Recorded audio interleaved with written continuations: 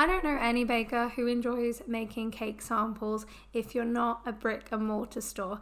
And that is a bakery who turns cakes around every single day because they have a really high footfall.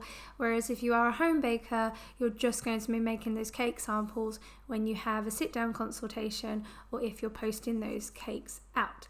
So after years of doing this and trying very different methods, I think I finally figured out how to put together just a few samples for just 1 to 2 customers in the most economical way and the quickest way possible. Now, my first tip before I run through how I do this in this video is make sure your recipes are very quick and simple to make.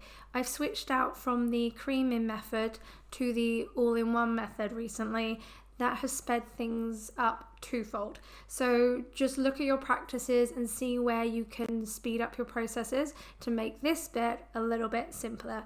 But let's just dive straight in and I'll show you the equipment I use and how I put together my cake sample boxes.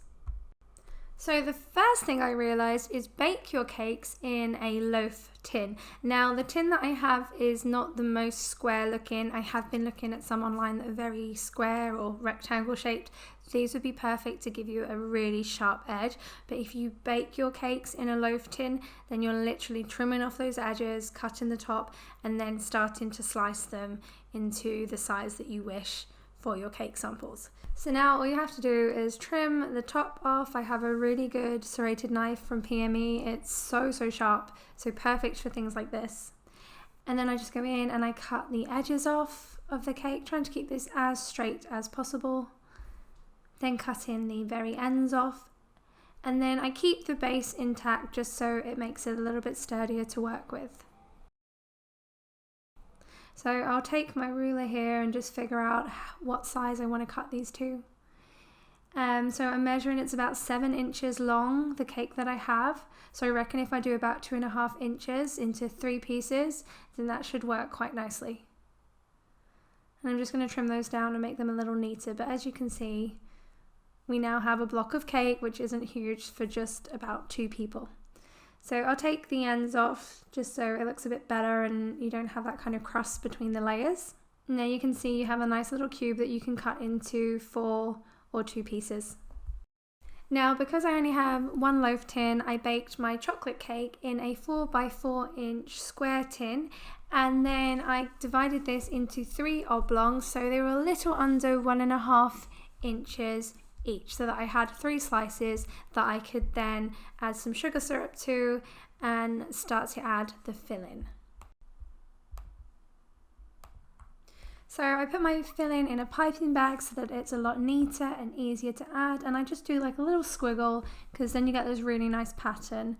I find again it's just a little bit easier than filling up big slices of cake and then cutting them to size. This for me works better, that I can kind of control the portions that I'm making. So you've just got some salted caramel here, and to my bottom layer I will add my vanilla buttercream. And just cut the bottom of your piping bag quite small so that it comes out slowly and that you have more control. But you'll see when I stack this together you get this really cute little pattern underneath that's really nice. So this is my bottom. You can just flip them, and I'm flipping that towards myself, so as you can see that makes 1 slice, and then this is my top. And we just squidge that together gently, and I'm going to wrap that in cling film and then pop this one in the freezer.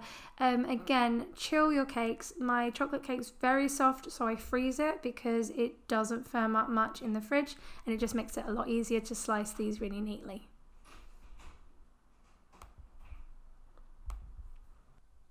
So I have these acetate bags, and I'm going to fold this in half and put this up against my cake slice because I just want it to fill half of the bag. I'll put the sizes of these bags and where I bought them in the comments below. So slicing my cake, keep making sure the cake is really chilled, nice and cold. I can open up that acetate bag nice and wide, pop that on the side, and then slide my knife underneath the slice of cake, and then slide the cake into the bag. This is the easiest way to do this and the neatest way. And these bags are amazing. It just saves you sitting there with little sheets of plastic and cling film trying to fold squares of cake. So this is perfect. And then what I just do is I fold over that side of plastic, and then I fold over the top. I'll put a little pot down here just to keep the fold so that I can get some sellotape when I'm ready, but just folding over that top into kind of a little bit of a triangle, and then that looks really neat and well packaged.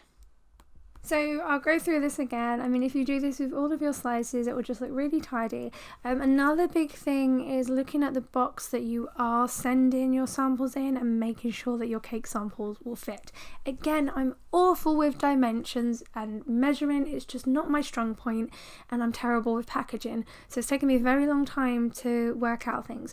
But I have these really nice boxes that are quite deep in size. Again, I'll list below in the comments the boxes that I use and the sizing.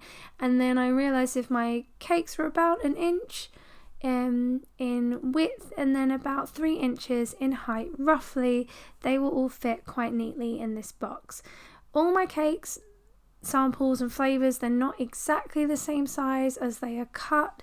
And I'm happy with that. For me, it's just to get them looking neat, tasting amazing, of course, and sat perfectly in the box without them being squished when they go out to be posted. So for me, it's not uber important that every single cake is exactly the same size. And as you can see, I can just slide these in the super big and generous size boxes so that I don't mess up when I'm cutting those cakes. So now for the pretty part, I have these A4 sheets of what is essentially baking paper, and I asked this really amazing person on Etsy to print this funky pattern on here for me.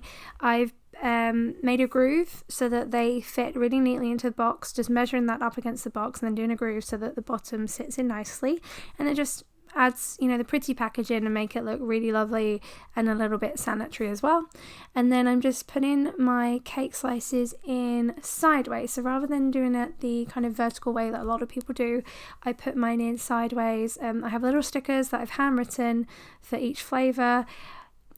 I sometimes have these printed, but I find when I'm changing my flavour menu quite regularly, it's just a little bit expensive to have to keep changing the prints of the stickers. So at the moment I'm just handwriting them and then adding a little bit of like straw-like paper under the first layer so that the next layer can just be packaged nicely and slightly protected as well. And then I have this gap. You see, I have to kind of play around a bit with these and just see what fits perfectly so that they don't get squidged. And I'm leaving a little bit of a gap, you can see, at the side of the boxes because the little flaps come in there. So that's another thing just to keep in mind depending on the type of packaging that you choose. So put those in neatly, and then I have my fun paper straw here, and I'm going to pack that in the side and then put this little personalized cookie that I made. These are cute, they're a little addition, very quick and easy to make. You can see it has this very pretty little flower embossed on there and a little thank you. This also advertises that I offer wedding favours and I can, you're not just limited to purchasing a cake with me, for example. So to add a little cookie or a macaron or something is a really cute idea. And then I kind of go in, I'll put some more shredded paper and then a little bit of bubble wrap. What I try and do with my packaging is really limit the amount of plastic and things that you can't necessarily reuse or recycle. Obviously I have to use some bubble wrap because I don't want the cakes to be damaged, but I just try and use paper and things like that where possible. Of course, bubble wrap can be reused. I hold on to all the bubble wrap I receive in my packaging and then I reuse it for projects like this. And then finally I put a little thank you card with instructions of how to unpackage and when to eat your cakes, along with a little bit of marketing, some really cool follow me on Instagram stickers that are nice and bright, and I'll pop that onto the box too.